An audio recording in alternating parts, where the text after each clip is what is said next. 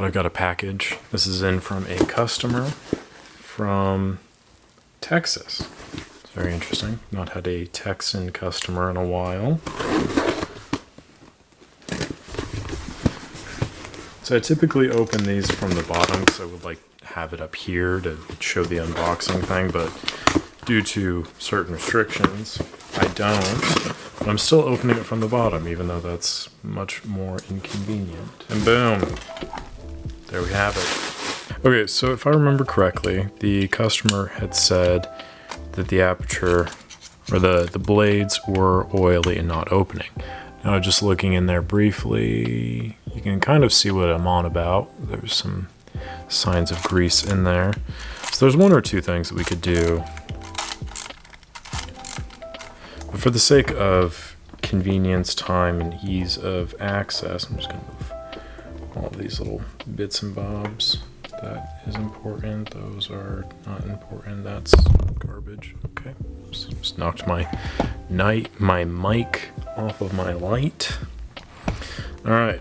So we're going to access the lens from the front here. See if we can't clean off the blades temporarily, and then boom. Oh my God, like butter. I'm telling you.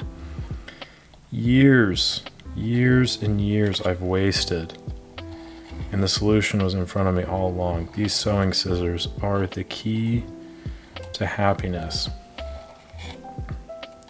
and to fulfillment. I feel like I can conquer the world with these sewing scissors.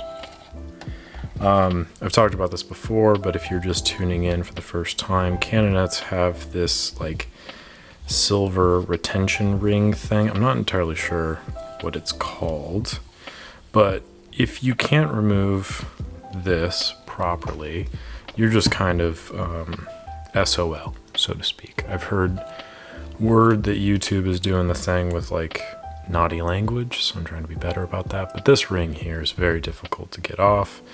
These sewing scissors help because it's just deep enough to kind of get a little twist out, but so much gunk gets built up in over here over time, and it just, yeah, it's very difficult. And if you can't get that out, then you can't get this nameplate out. And if you can't get that out, then you can't get this out. If you can't get that out, then you can't access the element here, which I don't want to goof up my fingers by trying to access this way. Yeah, that ain't happening. So we got to use the heavier duty deals. If you're curious what these are called, I believe they're called rosary pliers. They work. Or I think what I'm actually going to do instead, I'm just going to use the spanner wrench because that'll be a little bit easier. And this was actually the tool that I bought to try to solve this problem. I'm just going to move these pieces over here onto this cloth. Yeah, so I got this spanner wrench. I think it was like $40 or something. This is like the most expensive tool that I own, and it doesn't really work. Instead, it was the free pair of sewing scissors that I had from a sewing kit that ended up doing the job for me. So I don't know what that says, what the moral of that story is, but something like you don't know what you got till it's gone or something like that.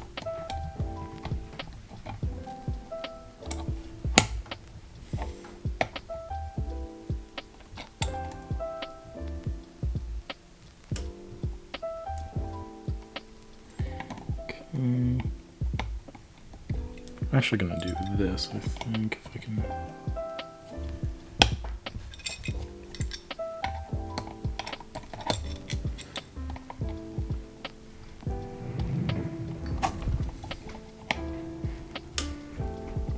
Okay, so all we're really looking to do is just get that initial turn to break up, because there's like a bunch of adhesive that they apply, there we go, to this to make sure everything stays put, and over time I imagine things expand, get bigger and stuff.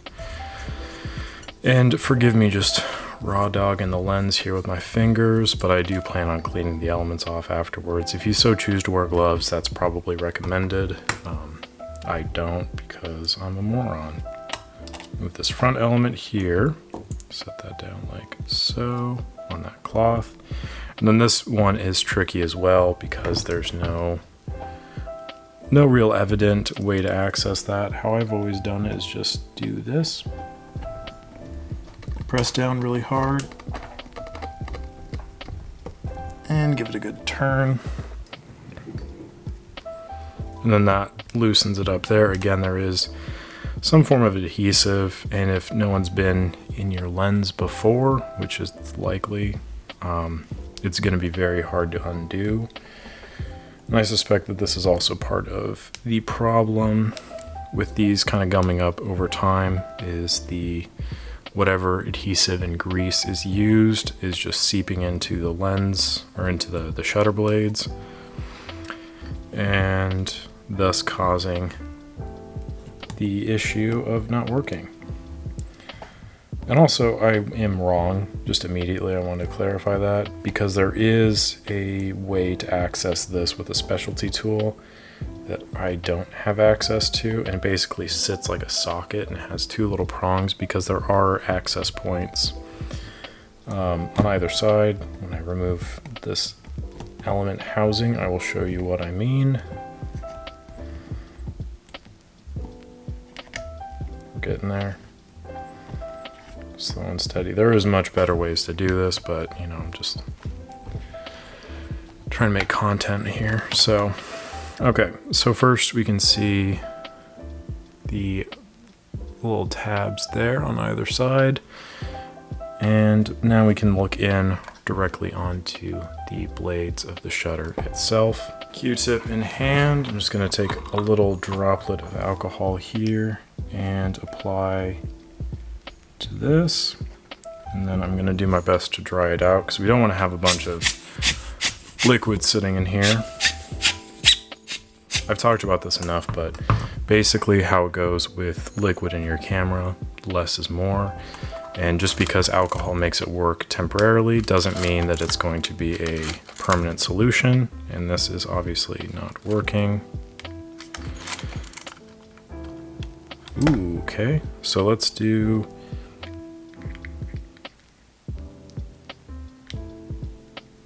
there we go, look at that.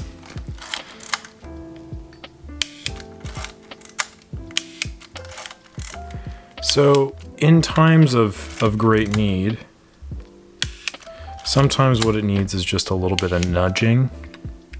And I just do that with a flathead. I don't recommend this.